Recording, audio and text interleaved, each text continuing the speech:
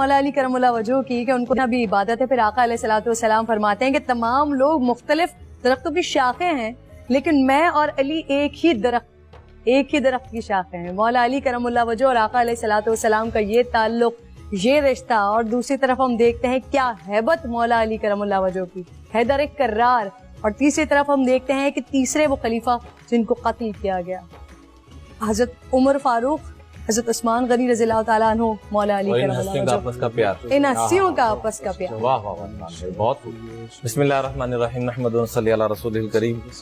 میں چونکہ کسی عذر کی وجہ سے تاخیر سے پہنچا، مجھے نہیں پتا پہلے کیا گفتگو ہوئی ہے، لیکن بہرحال قبلہ مفتی صاحب کی میں نے تھوڑی سی آ کے گفتگو سنی اور میرا دل کر رہا تھا میں ان کو سلام پیش کروں. جس انداز میں یہ صحابہ کرام اہل بیت اعظام کی عظمت کو بیان فرما رہے تھے، اور آپ حضرات ہمیشہ کی طرح فہیم بھائی بھی، ہماری بہن کرن بھی بڑے احسن انداز میں اس چیز کو لے کے چلتے ہیں. اللہ تعالیٰ آپ کو اس کی جزا دے دنیا آخرت کے اندر. اور آپ لوگ خوش قسمت ہیں، اللہ کی قسم. مختلف جگہ پہ جانے کا موقع ملتا ہے، جتنے بھی ٹاپ 10 چینلز ہیں سب پہ موقع ملتا رہتا ہے، لیکن میں حلفاً کہوں تو یہ جھوٹ نہیں ہوگا. آپ دونوں ماشاءاللہ صحابہ کرام اہل بیت اعظام اور ان ہستیوں کا جس انداز میں، جیسے انسان اپنے بابا سے کو بڑھ کر کروڑوں گنا محبت کرتا ہو، وہ آپ دونوں سے جھلکتی ہوئی نظر آتی ہے. میں یہ عرض کرنا چاہوں گا مشاجرات صحابہ کے اوپر جیسے قبلہ مفتی صاحب نے فرمایا نا کہ ان چیزوں کو ہم نہ چھیڑیں. آئیے حضرت حسین سے پوچھتے ہیں کہ وہ کیا فرماتے ہیں اس کے اوپر آج ہم لڑ رہے ہیں، مر رہے ہیں. انہی اللہ کی قسم دیکھیں، حضرت حسین کے اوپر تو سب کا اتفاق ہے نا، بے شک اس پہ تو کسی کا اختلاف، ایمان سے خارج، بلکہ کسی بھی صحابی سے فارغ ہوتے ہیں تو ایمان سے خارج. اور بالخصوص جو کربلا کے امام، شہداء کے امام اور مبارک گرانے کے امام، ان سے جو بغض رکھے گا یا نفرت رکھے گا یا ان کی بات کو اگنور کرے گا، تو ان سے پوچھا گیا جب یہ اختلاف ہوا سیدنا امیر معاویہ رضی اللہ عنہ کا اور سیدنا علی المرتضیٰ رضی اللہ عنہ کا، تو پوچھا گیا کہ حضرت یہ کیا ماجرا ہے، آپ کی کیا رائے ہے اس کے بارے میں؟ تو اللہ کی قسم کیوں صاحب میں ایک عرض کرنا چاہوں گا کہ اگر ہم مولا کائنات حضرت علی المرتضیٰ کے فرزند ارجمند حضرت امام حسین کی ایک جملے کے اوپر عمل کر لیں تو ساری لڑائی ختم ہو جاتی ہے. سبحان اللہ. کون سا؟ ان سے پوچھا گیا کہ یہ جو معاملہ چل رہا ہے حضرت علی رضی اللہ تعالیٰ عنہ کا اور حضرت امیر معاویہ کا جو آپس میں اختلاف رائے ہوئی ہے، آپ اس میں کیا کہتے ہیں، آپ کس طرف ہیں؟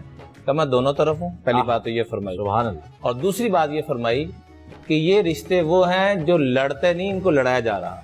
اللہ. باقی پیچھے کیا رہ گیا؟ یہ حضرت امام حسین کا یہ فیصلہ ہماری تاریخ معتبر کتابوں کے اندر یہ بات موجود ہے، میں اس کے دلائل پیش کر سکتا ہوں. پہلی بات.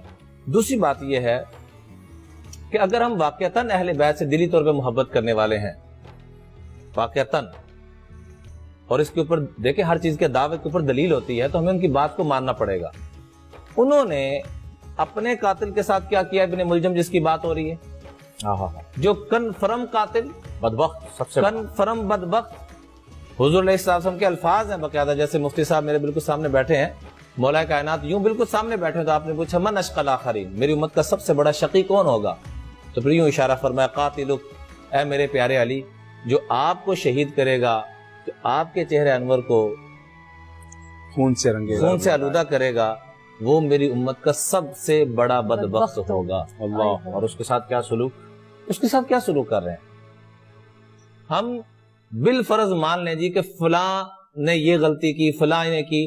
میرا یہ سوال ہے ہاتھ جوڑ کے بصد احترام کہ کیا باقیوں کی غلطی ابن ملجم سے بڑھ کے تھی؟ کوئی نہیں سکتا. کیوں علامہ صاحب؟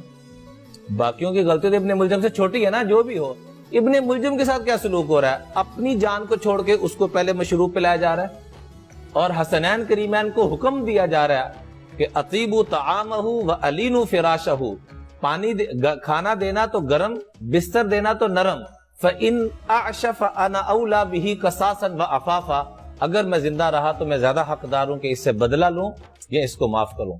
فَإِنْ مُتُّ، اور اگر بیٹا میں دنیا سے چلا گیا، تو یہاں دو روایت ملتی ہیں کہ اس کو ایک ہی ضرب لگانا، اور ایک اس سے بھی بڑی روایت ملتی ہے اور معتبر ذرائع کے ساتھ یہ روایت ملتی ہے، جس کو پی ایچ ڈی ڈاکٹر خالد صاحب نے بھی ذکر کیا جو لندن میں ہوتے ہیں، کہ فَإِنْ أَعْشَ فَأَنَا أَوْلَى بِهِ قَصَاصًا وَعَفَافًا. اس کے بعد ذکر ملتا ہے فَإِنْ مُتُّ، اگر میں دنیا سے چلا گیا تو بیٹا میری دلی تمنا یہ کہ اس کو معاف کر دینا، ہوا اقرب للتقوی، یہ تقوی کے زیادہ قریب ہے۔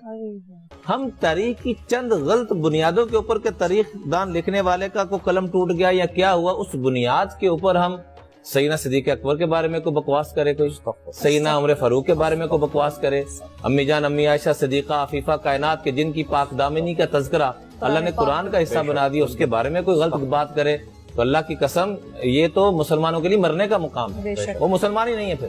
اور سیدنا امیر معاویہ رضی اللہ عنہ خال المسلمین، پوری امت کے مسلمانوں کے ماموں جان، حضور صلی اللہ علیہ وسلم کی بیوی کے سگے بھائی، ٹھیک ہے۔ اور میں ام حبیبہ رضی اللہ تعالیٰ عنہ، کیا اللہ نے ان کو مقام عطا فرمایا، کیا وہ سخیہ تھی، انشاءاللہ اس کے اوپر بھی کبھی گفتگو کریں گے۔ تو اہل البیت جس کا قرآن پاک میں تذکرہ ہے، وہ ام حبیبہ بھی تو اس میں شامل ہے۔ اہل البیت میں سیدہ صدیقہ عفیفہ کائنات امی جان امی عائشہ بھی تو شامل ہیں۔ جیسے اماں خدیجہ کے اوپر اللہ کی طرف سے سلام جبریل کا سلام آیا، جن روایات سے ہمیں وہ ملتا ہے، انہی روایات سے ہمیں یہ ملتا ہے کہ امی جان امی عائشہ کے اوپر بھی سلام آیا۔ تو یہ وہ رشتے ہیں، ان کے بارے میں خدا را بات نہ کی جائے۔ البتہ ان کا آپس میں جوڑ کیا تھا وہ امت کے سامنے پیش کرنے کا آپ کی اجازت ہو تو میں اس کے اوپر دو چار باتیں کرنا چاہوں گا۔ اسی کے اوپر بات کرنے کے لیے تو یہاں پر بیٹھے ہیں ہم لوگ، ماشاءاللہ وہی تو فضائل ہیں۔ امی جان جو حسنین کریمان کی امی جان ہے، ہماری بھی امی جان ہے، ہماری کروڑوں مائیں ان پہ قربان ہیں۔ امی جان امی فاطمہ کی شادی کا واقعہ صرف آپ اٹھا کے دیکھ لینا تو یہ سارے اختلافات ہی ختم ہو جاتے ہیں۔ امی جان امی عائشہ، امی جان امی فاطمہ کی جب شادی کی باری آتی ہے تو سیدنا صدیق اکبر، سیدنا عمر فاروق رضی اللہ تعالیٰ عنہما دونوں آپس میں بیٹھے ہوئے ہیں، اور سیدنا صدیق اکبر کہتے ہیں کہ اے میرے بھائی میں آپ سے ایک مشورہ کرنا چاہتا ہوں۔ وہ کہتا ہے پہلے میں آپ سے ایک مشورہ کرنا چاہتا ہوں، تو بڑے بڑے ہی ہوتے ہیں۔ تو سیدنا صدیق اکبر نے فرمایا کہ چلو پہلے آپ بات کر لو، کیا کہنا چاہتے ہو؟ کہا فاطمہ شادی کی ترتیب ان کی بننی چاہیے، وہ گھر میں موجود ہیں، تو میری رائے ہے کہ حضرت علی رضی اللہ عنہ کے بارے میں حضور سے بات کی جائے۔ تو صدیق اکبر مسکراتے کہنے لگے میں نے بھی تو آپ سے یہی مشورہ کرنا۔ سبحان اللہ۔ اب دونوں کا اب دیکھیں بنیاد کہاں سے چل رہی ہے، دونوں مشورہ کر رہے ہیں اور دونوں مشورہ کر کے حضرت علی رضی اللہ عنہ کو بھیج رہے ہیں حضور علیہ السلام کے پاس۔ جب وہاں پر پہنچتے ہیں وہ شرما رہے ہیں اور حضور پوچھ رہے ہیں ہاں بیٹا کیسے آئے ہو؟ تو اب چہرہ نیچے، پھر دوبارہ پوچھا کیسے آئے ہو، چہرہ نیچے، شرما رہے ہیں۔ تیسری مرتبہ شرماتے کہا کہ مجھے ان دونوں نے بھیجا ہے۔ اللہ آگے جو جملہ ہے نا فہیم بھائی، وہ سونے کے سے اوپر کو چیزوں اس کے ساتھ لکھنے والا ہے۔ تو اللہ کے محبوب نے بہن مسکراتے فرمایا کہ جس بات پر ابو بکر اور عمر راضی ہو جائیں اس پہ اللہ اور اس کا رسول، جس بات پہ ابو بکر اور عمر راضی ہو جائیں اس پہ اللہ اور اس کا محبوب بھی راضی ہو جائے، جو ان کی رائے وہ ہماری بھی رائے۔ اس کے بعد حضور علیہ الصلوۃ والسلام حضرت علی سے فرماتے ہیں کہ جہیز کے لیے تمہارے پاس کیا ہے؟ کچھ بھی نہیں، ایک زرہ پڑی ہوئی ہے، اچھا سے کرو اس کو سیل کر کے، حق مہر کے لیے۔ حضرت عثمان راستے میں جاتے ہی ساتھ سیدنا عثمان غنی رضی اللہ تعالیٰ عنہ سے ملاقات ہوتی ہے۔ کہا میرے شہزادے کدھر جا رہے ہو؟ کہا جی ایسے ایسے شادی تھے۔ اچھا میرے ہم ظلم بن رہے ہو؟ خوشی کے ساتھ گلے سے لگایا، پیار کیا، محبت دی، اور کہا کہ یہ کتنے کی بیچنے جا رہے ہو؟ کہا جی 100 درہم کی۔ کہا یہ تو مہنگی ہے، آپ اتنی سستی کیوں بیچ رہے ہو؟ کہا کتنے کی ہونی چاہیے؟ تو کرتے کرتے آپس میں بارگیننگ چل رہی ہے، تو ایک روایت میں 400 درہم کا ملتا ہے اور ایک میں 800 درہم کا ملتا ہے، یعنی اتنی مہنگی کر کے لی تاکہ ان کی معاونت ہو سکے، ایک دوسرے کی محبت۔ غنی رضی جی اللہ غنی تھے نا جی، نام ہی غنی ہے۔ اچھا اب لینے کے بعد جب واپس پہنچتے ہیں تو وہ زرہ بھی واپس ساتھ ہوئی کہ یہ کیا؟ کہ یہ میری طرف سے آپ کو ہدیہ۔ سبحان اللہ۔ ٹھیک ہے۔ اس کے بعد جب گھر کا ساز و سامان اما فاطمہ آ کے دیکھتی ہیں تو دیکھتے ساری ان کی زبان سے جملہ کیا نکلتا ہے مفتی صاحب کہ یہ میرے بہنوئی سے بڑھ کر یہ اور کوئی نہیں کر سکتا، یہ وہی کر سکتے ہیں، اتنی سخاوت اللہ نے ان کو، سارے گھر کا سامان سجایا ہوا۔ پھر سیدنا عمر فاروق رضی اللہ عنہ گھر جاتے ہیں اور جا کے اپنی اہلیہ سے کہتے ہیں کہ میں نے اپنی زندگی کی سب سے قیمتی شے آپ کے پاس سنبھال کے رکھی، یمنی چادر تھی، بڑی نایاب قسم کی، کہ وہ مجھے دے دو، آج وہ امانت دینے کا وقت آ گیا۔ تو بیوی آگے سے روتے ہوئے کہنے لگی میں نے بھی آج تک آپ سے کبھی کس چیز کا مطالبہ نہیں کیا، اگر اجازت ہو تو میں ایک مطالبہ کروں۔ تو آپس میں نا اختلاف اور تکرار چلنا شروع ہو گیا کہ میں آپ سے یہ چادر مانگتی ہوں، بیوی کہہ رہی ہے میں مانگتی ہوں، خامند کہہ رہے ہیں سیدنا عمر فاروق میں مانگتا ہوں۔ اب دونوں کا آپس میں اختلاف ہو رہا ہے۔ تو کہا اچھا تو نے دینی کس کو ہے؟ دونوں نے ایک ہی کو دے دی، دونوں نے ایک ہی کو دے دی۔ سبحان اللہ۔ بیوی بھی تمنا کر رہی ہے کہ ہمارے گھر کی، ہمارے کائنات کی، کل کائنات کی سب سے قیمتی شے وہ یمنی چادر جو اس وقت ہزاروں دینار کی آئی، وہ بھی چاہ رہی ہیں اما فاطمہ کو جائے، عمر فاروق بھی جا رہے ہیں اما فاطمہ کو اور جائے، بحث بھی اسی پر ہو رہی ہے، بحث بھی کہ دیکھ ہو کون۔ رہی ہے۔ ٹھیک ہے، ماشاء اس کے بعد میں یہ عرض کروں گا کہ یہ شادی ہو جاتی، سارے معاملات ہو جاتے ہیں، تینوں خلفاء کا زمانہ اٹھا کے دیکھیں، لوگ مختلف موقعوں پہ آ کے کہتے ہیں کہ صدیق اکبر رضی اللہ عنہ سے کہ آپ کے دور خلافت میں جو کام سر انجام دیے جا رہے ہیں سیاست کے، اللہ کی قسم جو بندہ تصور کر سکتا ہے نا اس سے بھی بڑھ کر ہے، اس کی وجہ کیا ہے؟ فرمایا ہمارے مشیر علی جیسے، سبحان اللہ، سبحان سبحان اللہ۔ عمر فاروق اس وقت تک، اللہ کی قسم میں قسم اٹھا کے کہہ سکتا ہوں کہ معتبر جن روایات سے ہمیں قرآن ملا ہے، جن روایات سے بخاری اور مسلم، میں تاریخ کی باتیں نہیں کر رہا ہوں، میں ان کی باتیں کر رہا ہوں جس کے اوپر انکار کرنے والا کفر میں چلا جاتا ہے، ان سے ہمیں یہ واقعات مل رہے ہیں کہ آپس میں ایسے شیر و شر کرتے، پتہ نہیں تیسرا قبیلہ کہاں سے آیا جس نے آگے ان کو جدا کر دیا، اللہ ہدایت عطا فرمائے، جو بھی ہے وہ۔ بلکہ میں آپ کو وہ حدیث بھی بیچ میں کوٹ کریں کہ لولا علی لہلک عمر، لہلک عمر، اللہ اکبر، اگر علی نہ ہوتے تو عمر ہلاک ہو گیا ہوتا۔ اتنا بڑا جملہ۔ حضرت عمر مدینے سے تشریف لے جاتے تھے تو خلافت جو ہے، ان خلافت کو کے سارے امور حضرت علی کے پاس تو رکھے اور جاتے ان تھے کے کہ آپ جب سنبھالیں۔ تک حضرت علی نہیں آتے تھے، یہ معتبر کتابوں میں سند کے ساتھ موجود ہے، اس وقت تک فیصلہ شروع نہیں ہوتا تھا۔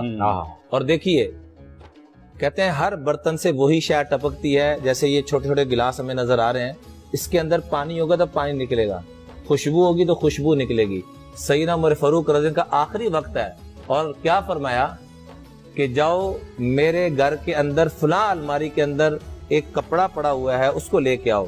وہ کپڑے کو جب کھولا گیا بیچ میں جبہ نکلا، جبے کو کھولا گیا بیچ میں ایک کپڑا نکلا، پھر کرتے کرتے آخر میں ایک ٹکڑا نکلا جس میں حضرت حسین سے یہ لکھوایا تھا، ایک موقع پہ بچے سے یہ غلطی ہوگی، آپس میں اختلاف ہوا، تھوڑی سی گرمی سردی ہوگی بچوں کی آپس، بچے تو اس وقت، تو فرمایا یبن الغلام، او میرے غلام کے بچے۔ تو عربوں میں یہ اچھا نہیں سمجھا جاتا تھا، تو عمر یوں جھومے جیسے دنیا آخرت کی ساری نعمتیں مل گئی۔